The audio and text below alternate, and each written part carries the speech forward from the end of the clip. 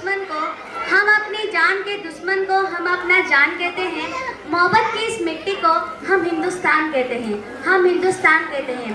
सम्माननीय सभापति महोदय, एठारे उपस्थित समस्त गुरुजी एवं गुरुमाଙ୍କୁ ମୋର ପ୍ରଣାମ। ଆଜିର 79ତମ ସ୍ୱାଧୀନତା ଦିବସରେ ମୁଁ ଆପଣମାନେ ସମସ୍ତଙ୍କୁ ସ୍ୱାଗତ ଜଣାଉଛି। ସ୍ୱାଧୀନତା ସ୍ୱାଧୀନତାର ଅର୍ଥ ତାକୁ ପଚାର ଯେ କି ପରାଧୀନ ଥିଲା।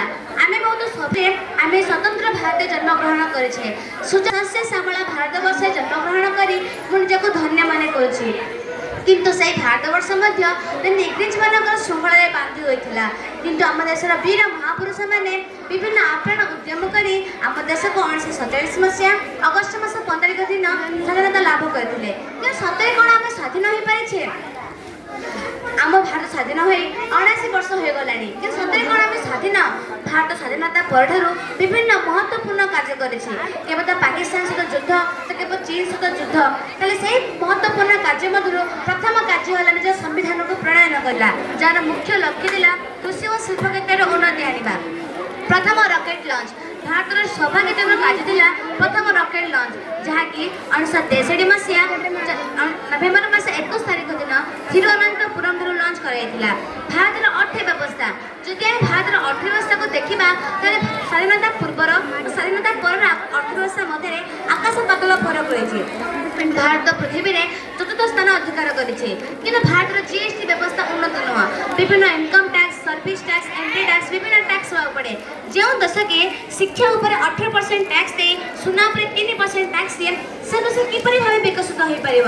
ଆଜି ମଧ୍ୟ ଦୁଃଖର ସହ କହିବାକୁ ପଡ଼ୁଛି ଯେ ଭାରତ ଏକ ବିକଶିତ ଦେଶ ନୁହେଁ, ଭାରତ ଏକ ବିକାଶୋନ୍ମୁଖୀ ଦେଶ। ତେଣୁ ଭାରତର ବିକଶିତ ହେବ କେଉଁଠୁ? ଯେଉଁଦିନ ଭାରତର ଶିକ୍ଷା ଉନ୍ନତି ହେବ, ସ୍ୱାସ୍ଥ୍ୟ ଉନ୍ନତି ହେବ, ସେଦିନ ଭାରତ ବିକଶିତ ମଧ୍ୟ ହେବ। ଜଣେ ପିଲା ଯିଏକି ମ୍ୟାଟ୍ରିକ୍ ପାସ୍ କରେ, +2 କରେ, +3 କରେ, ତାପରେ ଗ୍ରାଜୁଏସନ୍ କରେ, ତାପରେ ସେ ନିଜ ଘରେ ବସେ, ବେରୋଜଗାର ଭାବେ ବସେ। ତେଣୁ ଭାରତରେ ଶିକ୍ଷିତ ବେକାରୀ ସଂଖ୍ୟା ଅତ୍ୟଧିକ ମାତ୍ରାରେ ରହିଛି। ଯୁବଗୋଷ୍ଠୀର ପ୍ରଭାବ, ଯେଉଁ ଯୁବଗୋଷ୍ଠୀ ଭାରତର ସମାଜ ଓ ଶିକ୍ଷାର ଦାୟିତ୍ୱ ରହିଛି, ସେ ଯୁବଗୋଷ୍ଠୀ 4x4 ଇଞ୍ଚର ମୋବାଇଲରେ ରିଲ୍ସ ଗୁଡ଼ିକ ଦେଖିଥାଏ ଏବଂ କୌଣସି ବ୍ୟକ୍ତି ଯଦି ଦୁର୍ଘଟଣା ହୋଇଯାଏ ତାକୁ ସାହାଯ୍ୟ କରିବା ଦୂରର କଥା, ତା ପାଖରେ ସେଲ୍ଫି ଉଠାଇ ଇନଷ୍ଟାଗ୍ରାମରେ ପୋଷ୍ଟ କରେ ଓ କହିଥାଏ 4 ବୋତଲ ଭୋଡକା କାମ ମେରା ରୋଜ କା। ଏହିପରି ଭାବରେ ଭାରତର ଭବିଷ୍ୟତକୁ ମଧ୍ୟ ନଷ୍ଟ କରିଦେଇଥାଏ। ଆଜି ଯଦି ଦେଖିବା ସମାଜ ବହୁତ ତଳକୁ ଖସି ଯାଇଛି। ଯଦି ଜଣେ ଭାଇ ଅନ୍ୟ ଝିଅ ସହିତ କଥା ହେଲେ ତାକୁ ଗାଳି ଦେଉଛି, ସେଇ ଭାଇ ନିଜର ଗର୍ଲଫ୍ରେଣ୍ଡର କଥା ଘରେ ହସି ହସି କହୁଛି, ତାହେଲେ ସମାଜରେ କ'ଣ ହୋଇଯାଇଛି? ଆଜିର ସମାଜ ବହୁ ନିମ୍ନଗଣ୍ୟ ହୋଇଯାଇଛି।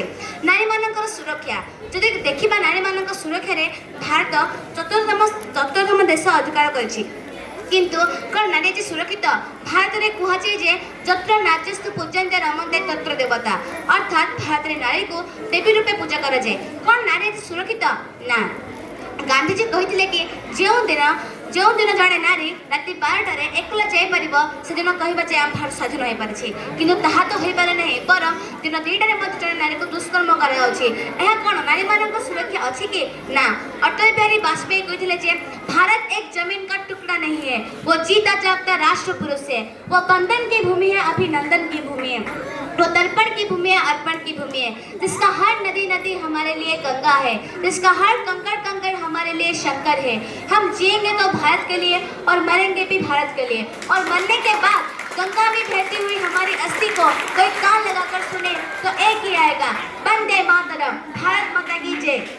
कहवाक सत लाଗୁଛି ଯେ ଭାରତରେ କେବଳ ହିନ୍ଦୁ ମୁସଲମାନ ଏପରି ଭାବେ ପିଲା ଜନ୍ମ ନିଅନ୍ତି, କିନ୍ତୁ ଭାରତରେ ଏକ ମଣିଷ ଜନ୍ମ ନେଇଥାନ୍ତି।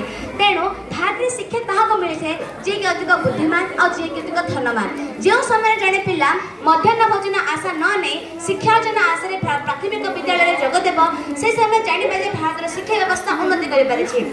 ତେଣୁ ଆଜିର ଏହି ସଭାରେ ମୁଁ ଜଣେ ଭାରତୀୟ ନାରୀ କହିବାକୁ ଚାହୁଁଛି ଯେ ଯଦି ଦେଶର ଉନ୍ନତି ହେବାକୁ ଚାହିଁବା ତାହେଲେ ଆମେ ସମସ୍ତେ ମିଶିକି ପ୍ରୟାସ କରିବା, ଯାହାଫଳରେ କି ଆମେ ଭାରତକୁ ଉନ୍ନତ କରିପାରିବା।